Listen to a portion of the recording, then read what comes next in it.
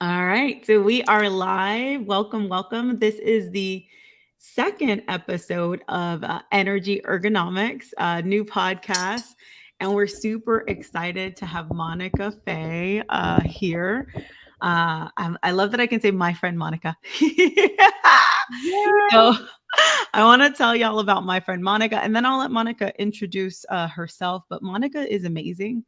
She is a declutter expert, but she really doesn't just declutter your room, home, life.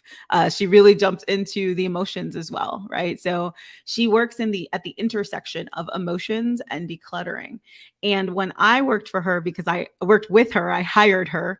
Um, as a client, it was such an experience because I not only gained a completely different view of my clutter and the purpose it served, but I gained skills that I can now say will last a lifetime. So we haven't worked together for probably a year now. But just the other day, as I was cleaning out my closet, literally, not just a metaphor, I started using Monica's systems. I felt really good about it. It was actually a very emotional experience for me because over COVID, I actually gained 100 pounds. So that meant I had lots of different clothes, lots of different sizes, and then a lot of different emotions attached to the clothing and the weight and the choices I made and all of that stuff. And so I got to use Monica's process as I was going through the closet, but also recognize that the closet was more than a closet. And so, with that, we're going to let Monica introduce herself. But just in case she doesn't tell you, she's got a book. She's been on Good Day Sacramento. She's written for Apartment Therapy and I think Homes and Gardens, or no, that one? Yeah, Better Homes and Gardens. Yep. Yeah, she's all over the place. She could give a masterclass in press at this point because Monica is popping online and in all the different spaces. And so, for me, when I said I was going to start this podcast that's about our energy, taking care of ourselves, I was like, if Monica will come on, I know this is going to be amazing. And she said yes. And so, Monica, tell us more about you. And maybe if you could answer the question, what is a declutter expert? For those of us who don't know, tell us more about you and tell us more about what you do.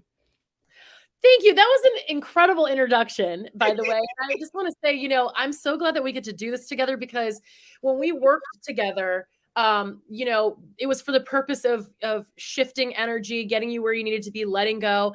And then we became friends. And I just knew when you share energy with people like that, and that happens with a lot of my clients, is that we share this energy, we share this experience, this letting go, this choosing, because the opposite of letting go isn't keeping things. The opposite of letting go is choosing.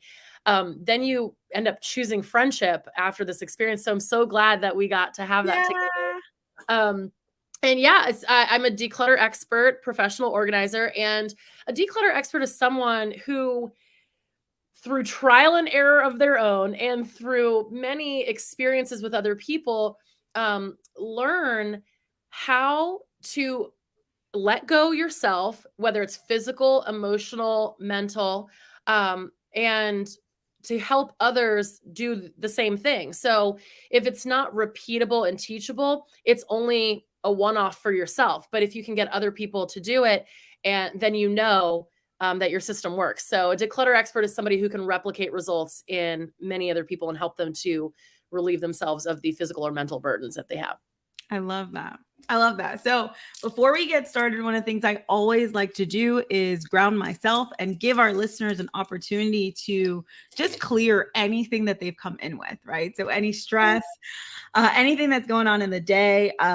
One of the things I've also recently jumped in, some of the clutter you see in my life, if you're watching on camera, these are all musical instruments. I left them here today on purpose because I wanted just to normalize the fact that clutter is real and clutter keeps coming in. So having a system is really important because if we're evolving, if we're changing, if we're moving up in our lives, we are going to create more and more things.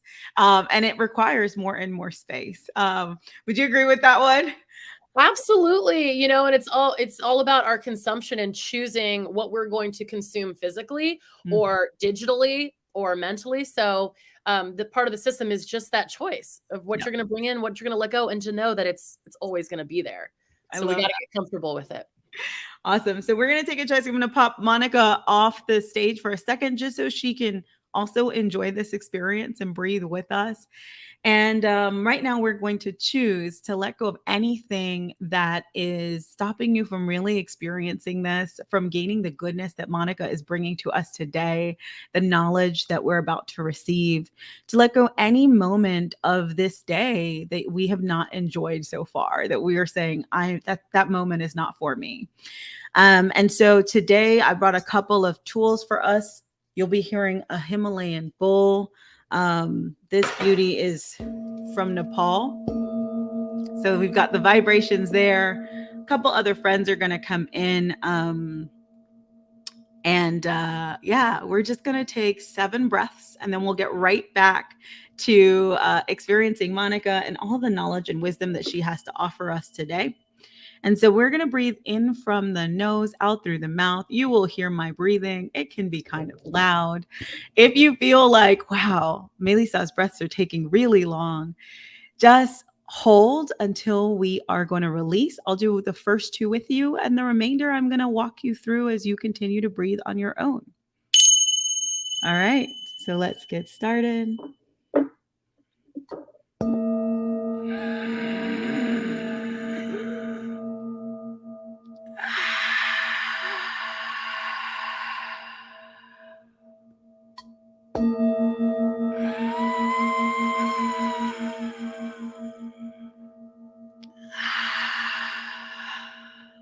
With this third breath, feel free to close your eyes.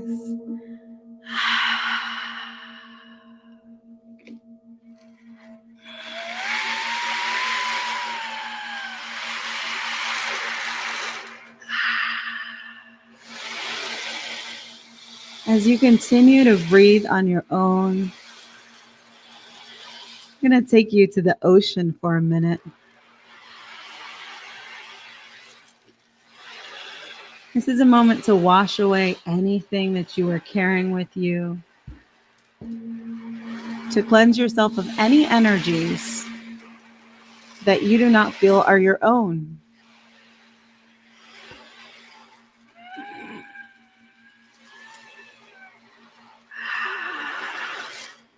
And with the next 2 breaths, we're going to call in any energy that we've sent out into the world. We're going to bring it right back to ourselves. I'm going to give you 1, 2 more breaths.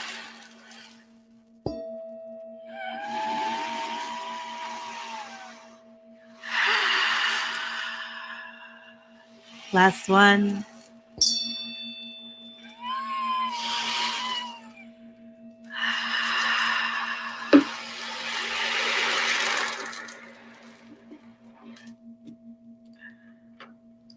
All right. All right. All right. And if you're wondering what sound did I just hear, that is an ocean drum. It's an ocean drum. All right, Miss Monica, are you back with us? I'm back. I'm here. Awesome. Awesome. And so as I was preparing for this, one of the things that I was thinking about is, what is clutter and what does it represent in our life? So I sat down and started going around actually the room we're in right now, my studio, and said, you know what, this is a moment to declutter them.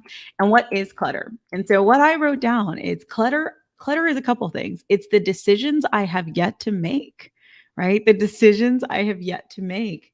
That piece of mail that I'm deciding what to do with, the article that I clipped and said I was going to go and buy this thing, pieces of, setup for my making and things like that that I haven't actually finished, right? So decisions I haven't made yet. It's parts of me that I'm afraid to graduate from, right? As I was going through that closet, there were lots of parts of me, clothing that I would just never wear again from my corporate life, different things that I don't know, maybe I'll need that later. Maybe one day I'll go back there, right? So parts of me I'm afraid to graduate from. Energetic security blankets, right? Things from my past that made me feel good, made me feel safe. Maybe I don't need them right now, but I'm still rocking with them. dreams that I've paused, right? That's the deep, deep version. What am I not continuing? What am I not acting on? What am I maybe afraid to step into? Um, Parts that I have actually moved forward with, but I haven't organized. I'm very guilty of that one, right? Today I sat down like and started working through my schedule, as well as some financial stuff that I just haven't been on top of. Priorities I haven't made, right? So for me, it's clutter is really synonymous with this struggle for balance sometimes that we have in our life, and this want to maybe graduate into certain things, but not realizing that we still have to create space for the new things that we're bringing in. So that's my definition of clutter. And I guess the emotional definition of clutter.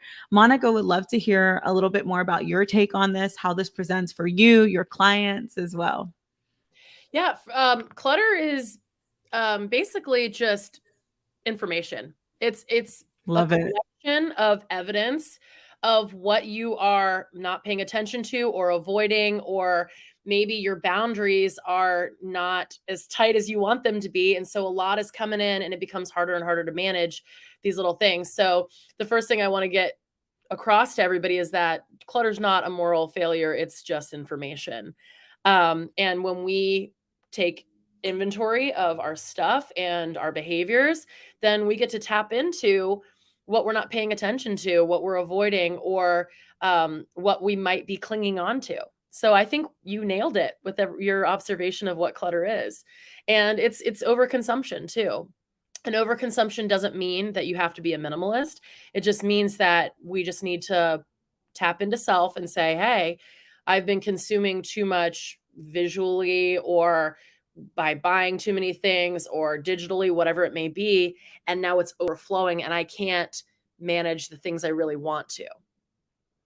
I love that you said, and I want you to repeat it because I lost it because you said another great thing. But clutter is not It's not a moral failure. a It is moral failure. information.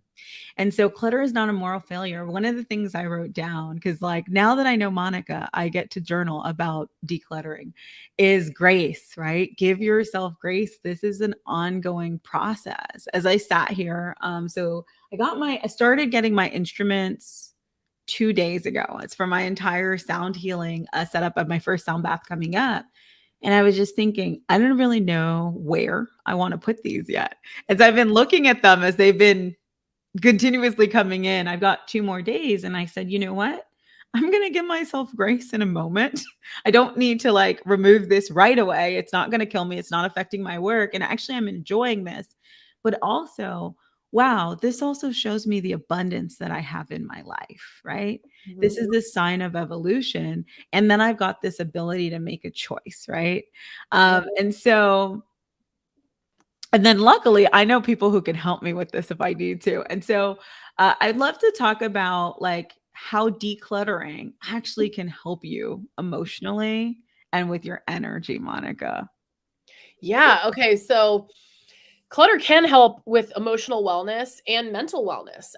Studies have shown that when you are depressed, if you take the steps to physically declutter something, the act of decluttering or cleaning up, it can push you, it can energize you for a short amount of time, to give you that push to be able to do the other things you may need to maintain your health, like your mental health. So someone who's depressed might be in bed a lot, just might not be motivated. And if they declutter something small, there's a burst of energy, and then they might be able to go make that appointment with their therapist or take their medication or do the next thing that helps them move forward.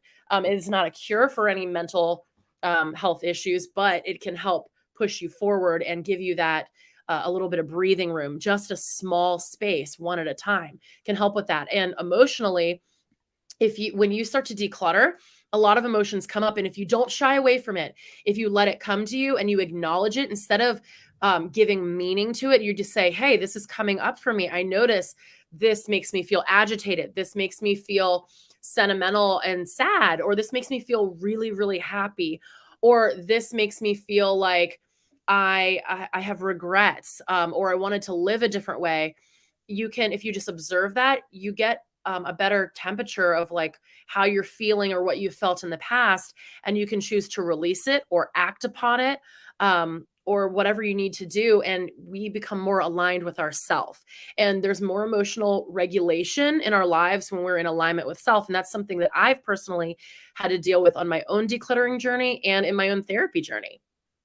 Yeah, I love that. We had a comment and Drunk says, I always feel better after cleaning my house, right? Yeah, And when I have too much clutter, it makes me feel anxious. yeah, And one of the things that I was thinking is one, me too, like you are not alone. I am very much the same. But in my own declutter journey with Monica, two things that came up. Uh, Number one was I always have a resistance. Remember? And we even timed it, right? Like I had like I think it was like it was really funny after our first session where Monica's like, yeah, so you go like 20 to 45 minutes where you're just resisting. And then I'm like a turbo pilot cleaner. yeah, Like yeah, I can't stop. Something I found was this resistance presents in other places in my life. So it also comes into certain work things that I don't want. And so for me, that was this massive epiphany. And I started using it in yeah. different ways. So even with one of my business partners, so actually with Jacqueline, we just filmed the first episode of Energy Ergonomics yesterday, and it's like a celestial woo woo update. One of the things I said is, hey, I need your help with the sales page. But here's the deal. I always have like 20, I think it's typically about 20 minutes of resistance. And she's like, what? And I'm like, yes, I learned this when I was working with Monica. I have 20 something minutes of resistance. And it's always there. It's always the same. Whenever I'm making something too big in my head, it's that same resistance. So that's kind of a side note of what I learned. And that's been amazing. Is that normal for everyone, by the way? Is that something that comes up with you, or is that like a special me thing?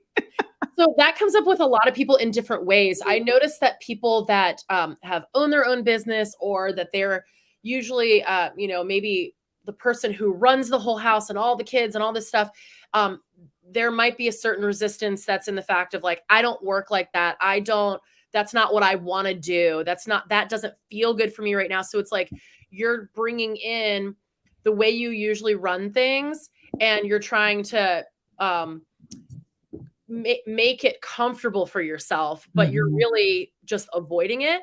And then some other people, they will do the exact opposite of what you want. So if I'll tell them to do something, they will do the exact opposite and make a bigger problem for themselves. So I just kind of like, I let people get uncomfortable because, and I don't try to like push too hard in the beginning. I'm just kind of like, all right, I'm going to tell you what to do, and then I'm going to let you get upset. And in your own head, be negative. Sometimes it's just like, this isn't working. And I'm like, you're right. It's not working. So let's try something else, you know? And that discomfort is what gets people to make that decision to do something different, because they don't want to feel that anymore. And I think that's the most critical part of doing this work with someone, is getting them to that point where the point of no return, that they never want to feel like this again. They will, but it's a process. And so they will do the resistant thing that they usually do that gets them farther in business or with their family, things that usually work for them. And then they realize it doesn't work that way in this. And so I let you do what you need to do, and then we shift together. And then for me, I remember being like, okay, I'm good, right? So we would get me started and I would go psycho nuts crazy Yeah. and just clean for hours. And then it'd be like, it's clean. But there were other areas in my life where when I would start that, even when I would get started, we get to this place where it's almost clean. But Yeah. then there is a pile of things that require you to actually go through each thing. Yeah. And I would just be like, tapped out, can't do it anymore. This is Yeah. driving me crazy. And so again, I realized that applies to life, period. Right. And so that part too, like any comments on that? Like I think that's interesting, the phenomenon of I've done like the 80 to 90%, but that last 10%, I've It's got a block. all about the last 10%, because the work that is gratifying is the big shifts, the big cleanups, getting rid of things. It's that last part that most people don't ever get to.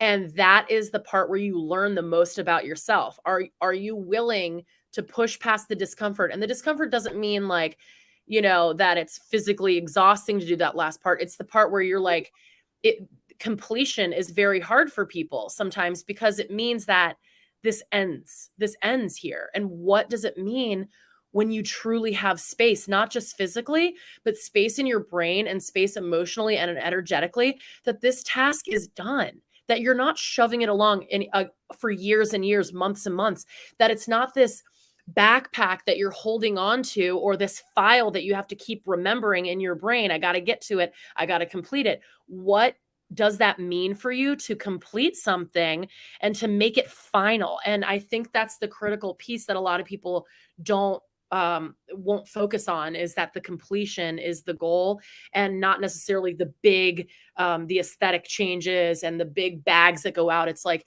that's why I always make people concentrate on the very small things first. A drawer, a bedside table, the top of your desk, something small. Can you complete it?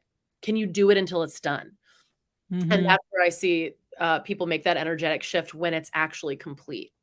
Yeah, I remember one of the things you were saying is when you finish your desk, make sure we like spray something on it, wipe it off, and be like, okay, it's done. And so what you just opened up for me though is this whole world of like, now with me working in healing and helping people to heal themselves, right? Via other means, that can you not just, sometimes people want to push away the big stones that are stopping the action, right? Many people come in for healing because I can't get to this thing that I need to get to.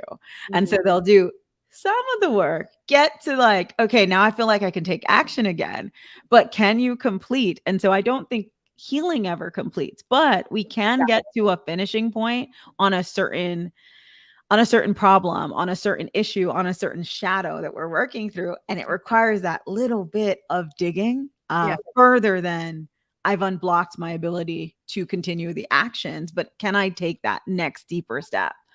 Exactly. And so what's coming up for me is one of the things that I found out, one of the breakthroughs, and I don't even know if I shared this with you, but maybe, was that when we were working together, it was in the middle of COVID.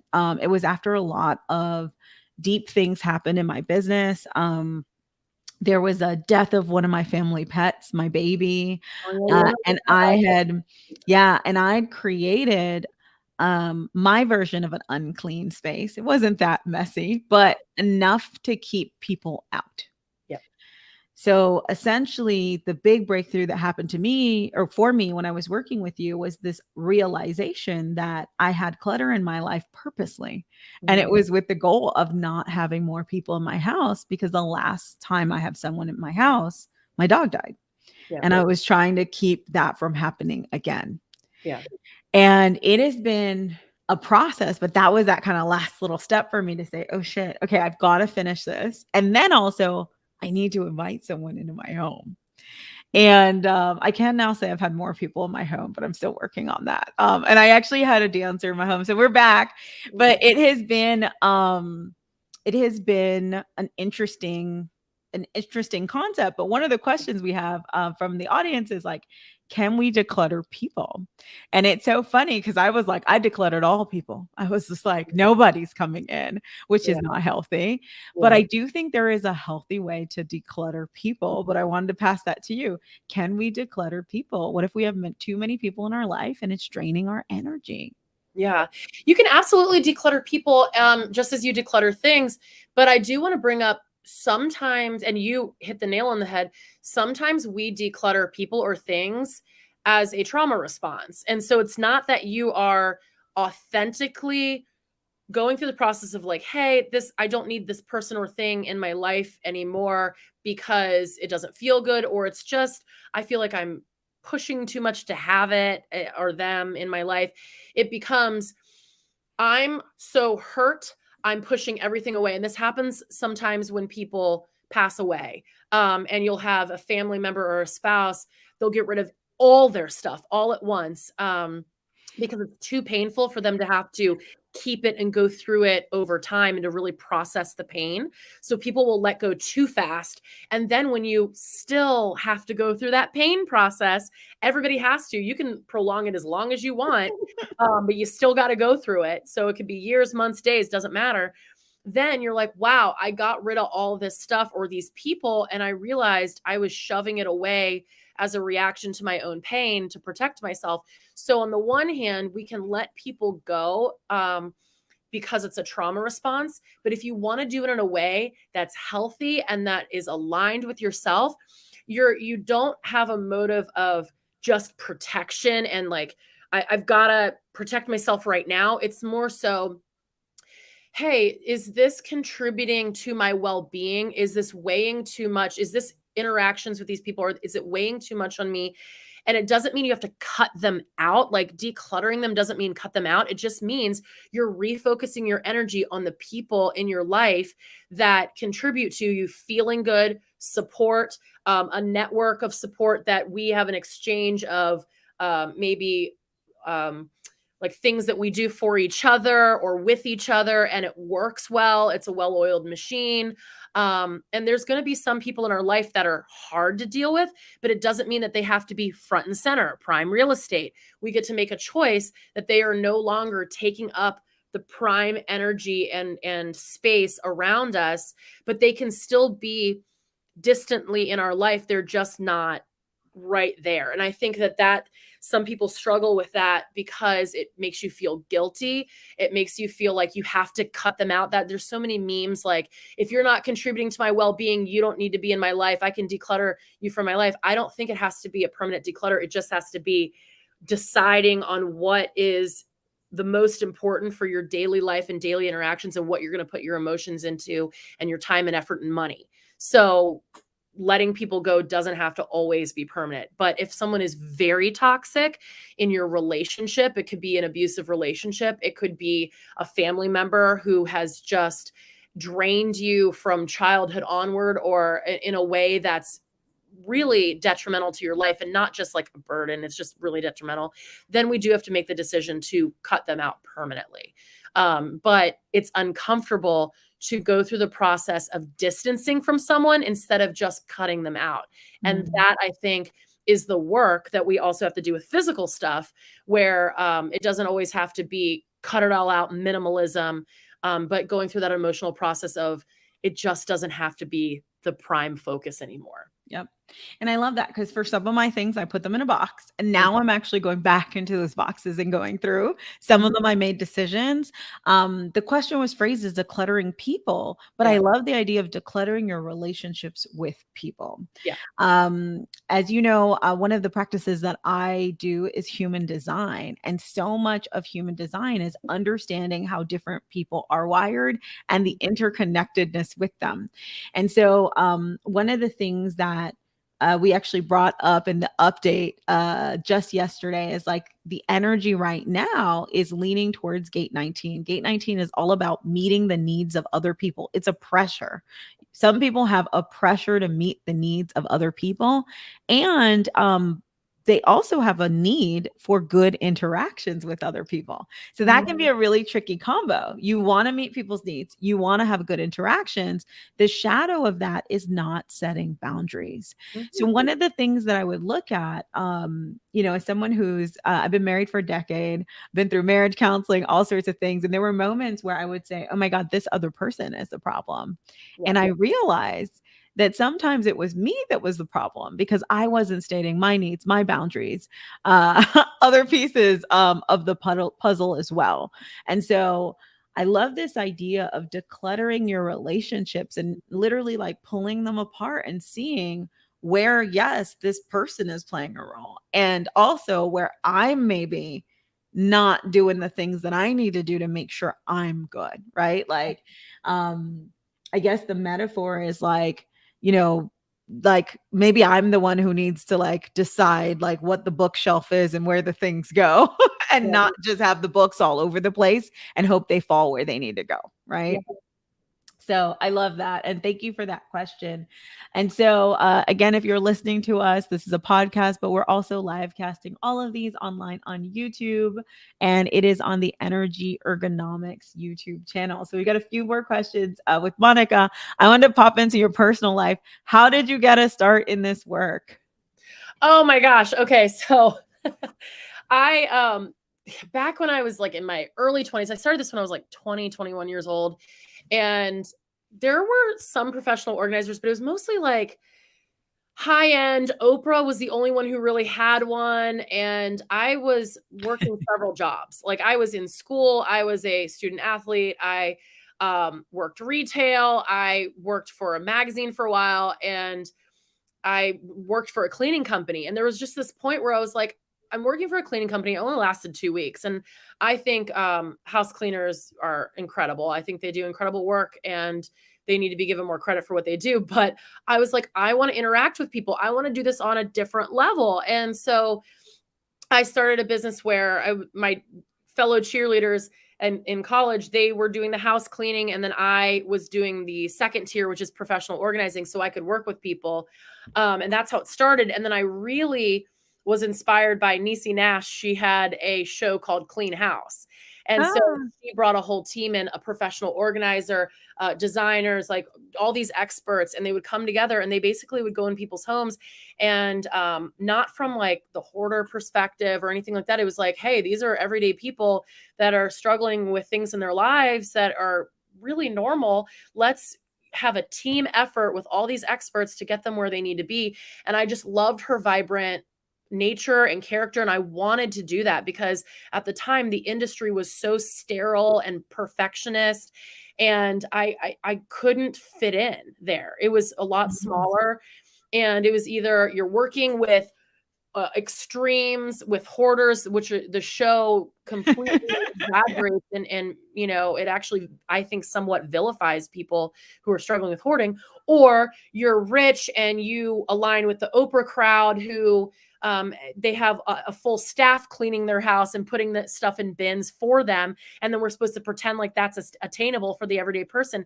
So Niecy Nash really showed me that things could be different. So that's when I just started this path of I'm going to be a professional organizer. I'm going to start a business of just concentrating on organization and the interpersonal relationships with people. And then from there, that's working with more and more people that were twice my age at the time. And even more than that, like triple my age, like they were in their 60s and I was in my early 20s, and just learning from their life experiences, what they went through, and listening and watching behavior patterns and reinforcing it with psychological journals, medical journals, and things like that to learn about behavior patterns. That's when things really started moving for me, when it became about people and not about things. And so it sounds like it was always about people for you to a Yeah. certain degree. Did you always see the emotional connection? I remember when we were working together, you gave me, I don't have the quote anymore, but it was for a while until I cleaned it up. It was like it was a post-it on my screen, and it was around like making space for manifestation, like Yeah. that by cleaning this thing I was making space for manifestation. And Yeah. I use that like so many times, and frankly whenever I'm blocked I go clean. I was saying to my mom, she's like, what are you doing? And I'm like, I'm developing a stress cleaning habit. Like, Yeah. this is important for me, this is going to support me. And so for you, did you always see that emotional connection? Are you digging into that like more over time? Like, how is that developed for you? Yeah, I mean, I'm a really emotional person. Like I cry with my clients all the time because I feel what they're going through, and it might not be sadness. Sometimes it's happiness. I'm like, oh my God, like I feel it right now. It's because connection. Not now I'm doing it. Now I'm crying. Damn it. I almost cried because it's probably me. Because when I was saying Yeah, the manifesting thing, I was like, I'm yeah. gonna cry because you really did help me so much. No, So and I I feel think it when you're it happens feeling to me. people. I'm like, oh man, because I feel what they're feeling, and sometimes it's sadness, sometimes it's the relief, and I'm like, oh God, I feel that for you. So I'll see what you did. No, I'm crying. Um, so it's always been about that for me because it's like that's how I've been able to do what I do is like I feel it with people and I'm like, I'm gonna get you through it, because I feel it with you. And the other thing is I have ADHD, and I like working with people who have neurodiversity, ADHD, if they're on the autism spectrum, if they have depression or anxiety or anything like that, because I also have had anxiety that I've had to heal. I've been through depressive episodes. I have ADHD, and there's a lot of shame that comes with those things, because people are like, well, why wouldn't you just put your keys in the same place every day? Yeah. That's what I would do. And you get this like feeling of like, well, my brain doesn't work like that. So that can be very emotional for people. And when you are reacting out of shame, the clutter can build up. You start to hide the way you work, the way you live, the patterns that you have, because you don't want people to think you're not normal, or that you can't keep it together, or that you're barely keeping it together. And so by normalizing those behavior patterns and the emotions that come up with it, then you allow people to be more free and to learn new behavior patterns that actually embrace the emotional thing that they're going through, or the learning ability that they have, or the learning process that they have. And you're opening up ways for people to live differently that supports who they are right now. And I think that's very emotional and very connected. And I really want people to relieve themselves of the shame, because it does affect you, creating more chaos in your life, exacerbating your mental health issues, and accumulating clutter. Yeah, I'm gonna air out some of my stuff. So, one of the things that came up for me Mhm. was that I was using so my mom was a neat freak, and I mean, she's a chemist who used to make cleaning products. So that tells you a little bit about her. And so Yeah. when you were saying the keys thing, I was like, "Oh my god, the amount of times my mom and my husband have said the same thing," because my husband's also very like structured and regimented. But for me, I've got like this totally creative side. And when I'm in creation, you can see like I'm writing on the walls, like it's a very different process, a way of being.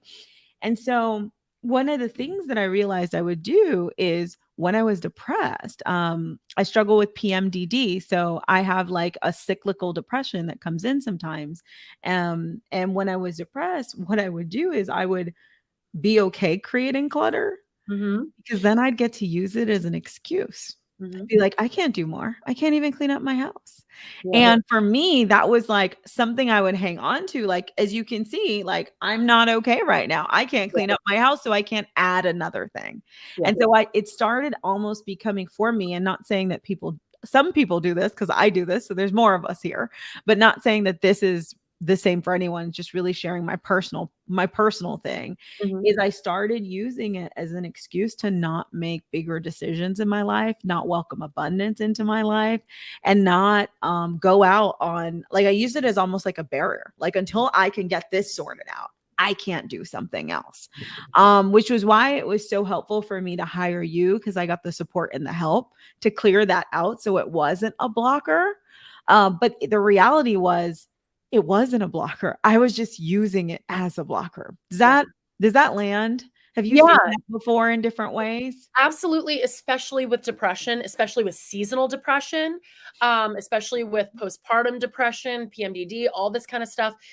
Um, these depressive cycles will naturally happen to people, but you don't, and the clutter buildup will naturally happen. But we have to get to a point where the clutter doesn't hinder us from taking care of what we're going through.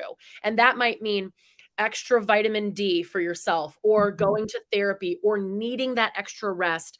But if everything is building up, or sometimes we just will, it's okay to have a little extra clutter. You don't have to put your last spoons of energy into cleaning, but somebody else might be able to do it for you. A house cleaner, a partner, a friend who will sit with you and just fold the laundry during this time. And it's so important, because if we can monitor the way our clutter is rising or falling, then we can say, hey, I'm in that cycle. I need to shift my behavior, not for the sake of getting cleaned up, but my needs have shifted during this part of my life. So I need the extra help for the cleaning, or I need to do something internally for my mental health. This is the evidence. The clutter is the evidence. I now have to shift my strategy. I And love that. yeah, and that's how we would support our mental health through decluttering. And so for me, that's my thing. So if I go into my office, you can get a check in on where I am. And so now I have to, because I do have more, my more creative states or my growth states, Yeah. now I have to go in and I'm like, okay, is this clutter here because I'm growing, building, evolving, and there's just literally new things entered into my life? And then I'm like, okay, yes, that's what's going on right now. Mhm. And then I'll say, okay, what's the plan though? Like, Yeah. like what's the next step? Where are we going next with this? How are we going to create space for this? I've welcomed in new things. How do I create space? And then my other check there was sometimes I come in and I'm like, okay, I see my desk. I've not been giving myself enough time, space, etc. Or like something's really going on here. So for me, it's now, like you said, evidence of we need to make some changes because I'm out of flow. Yep. And so I've got two more questions before we wrap. So one is just like, when do you know? Like, Yeah. when do you know it's time to get professional help and to call in someone like yourself, or any of the other avenues you mentioned?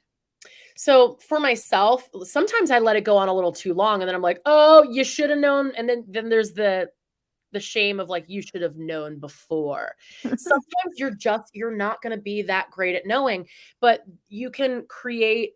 There's a lot of mental health apps that will do check-ins for you, like daily check-ins, or you can go in weekly and just start to see the pattern from your own assessment over time. Like, oh, things are like I've done this journaling or check-in app, whatever it is. And so that's a great way for people that need to be more interactive with it. Somebody who might let it go on too long, that's a great way to have additional evidence. The other is when you start to feel chaotic all the time. So you can be depressed and feel chaotic. You can be anxious and feel chaotic. You can whatever it is. It's when it feels like the world's resisting, like you being able to move forward in even the smallest things. It's like you're late for everything.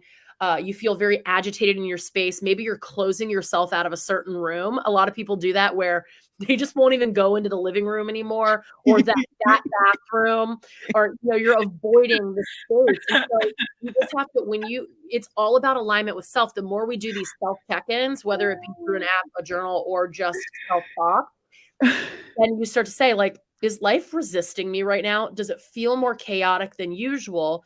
And is it not just because, well, this person got sick and I'm taking care of them? Is it because, then you can start to ask more questions from there. But you want to start with that bottom, like the worst feeling you have, and work backward from there. I love that.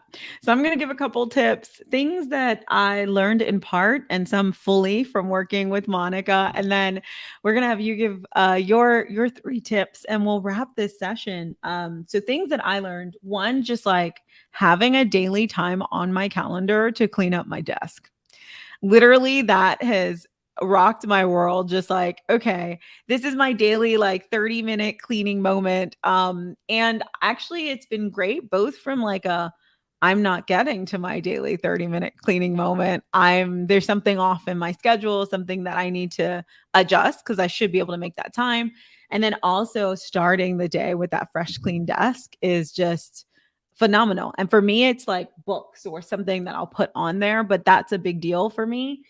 So having kind of that 30 minutes of cleanup practice when we're really in flow, my husband and I, we've actually made like a house cleanup calendar. So we rotate around the house and take 30 minutes in different sections on our house on different days. So that's what we've been doing now, to kind of that on steroids, but it's been amazing. The second big piece was tracking my resistance, right? So when I am kind of trying these things, and I do think it was way more helpful to have Monica do that for me, but just this like, you've got this resistance period, but once you get past it, you're golden. And what I realized was it was a control thing. Mm-hmm. I don't like having to put things on my schedule when I don't want them there. That's what it is. And so if it's scheduled and I stick to it, we're great, right? If I got the scheduled cleaning time, when I've got to do it and it's not scheduled, I don't want to do it because I just feel like it's taking away from other things I could be doing that could bring me so much more joy. Mhm. And so getting past that initial resistance, but also timing it over time to see, I think I'm at like 22 minutes is my approximate like resistance time. It's like a real thing.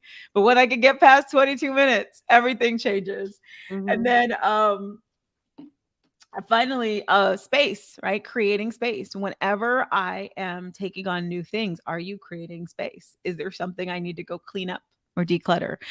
Those are the three questions, my three tips in this area. And then Monica, I love for you to close us out with another couple of tips, and then Yeah. also let people know how they can contact you, follow you if you're taking clients right now.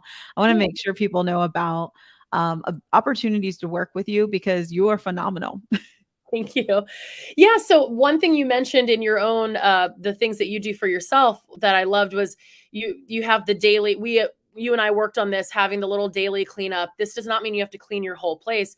It's ritual building. And so ritual which we went over this in our own work, ritual is when routine meets spirit. And it doesn't have to be the big cleanup every day. It has to be one thing that you start to build a routine on that makes you feel really good about doing it and that you end up becoming really precious about it. So, a lot of times I have people start with something very small and you have to check on it every single day. So, even if you didn't use that space, even if you already cleaned it up earlier in the day, you make a ritual out of going over it, making sure it's tidy and beautiful. For me, that's the dining table because I do a lot of work there. So, I love to make sure at the end of the day that I've wiped it down, that I've put my laptop down, that if I love drinking tea, that is a way, and you build a ritual from that. And so we build tiny rituals, and sometimes our rituals will fall to the wayside and then we build them again because we know what it takes to get there. So you don't have to worry about being perfect all day and having this regimen and schedule all day long. But it's all about ritual building and tapping into self and having a commitment to doing that thing daily or whatever it may be, and that you feel really good about doing. Um, the other thing I wanted to say is a lot of times people struggle with how much there is to get done. So we have unrealistic expectations of decluttering, letting go, cleaning up, tidying up, setting the organizational system, and working that system. You already didn't do it. You already have the pile of things. You already accumulated all of it. You already made the big mess. So there is no point in suffering through this expectation that's unrealistic of getting it all done in a day or a weekend or a week. You already didn't do it. So break it down into very small tasks that you can complete and that you can repeat and that you can teach someone else so that someone coming into your life can also be implemented into the system of what you need to do. Because if other people can't understand it, you're going to be the only one maintaining it. So just remember that you already didn't do it. It's already undone. So break it into small things and let time happen. Like do it over time and don't be obsessed with the thought of getting it all done at once to have that big rush. Because if it's done in a big rush, it will come back even bigger next time. The last thing I wanted to say is this is not just a battle with self. This is not all just about is my willpower strong enough? Is my brain power strong enough? Am I smart enough? Do I have enough time? What it ends up being is a lot of the times there are outside forces against us. It could be mental health. It could be our relationships with people. It could be how we are, what our identity has been. And so a lot of times we have to break down our identity of what things mean for us, what value means. And things like financial insecurity, or our boundaries or our access to resources. These are all things that come into play when you have a lot of clutter, and it's not the same for everybody else. Some people don't have the same access to mental health care or resources for organizing supplies or extra help for cleaning. So we have to take that into consideration. And when we take that into consideration of how we were raised and what we're able to do, then we can be easier on ourselves and we can make small progress over time that feels good and feels aligned with the life we have right now, because it's not the same for everybody else. And so just wanted to leave that there with you. I love that. I love that. So, oh, there's so many things that I loved about that. I actually took notes because I was like, oh shit, I'm doing this again.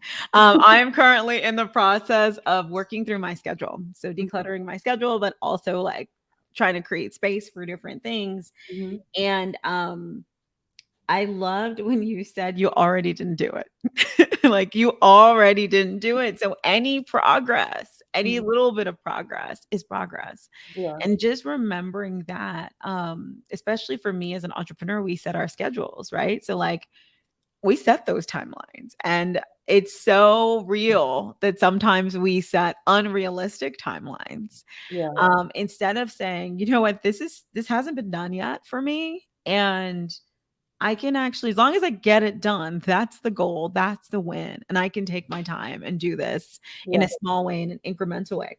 You gave us 3, but there was a hidden 4 in there, which was that we need to make sure that when we're setting up systems and processes, right, we chunk it out and we make it easy to explain to someone else so that we aren't the only person maintaining it.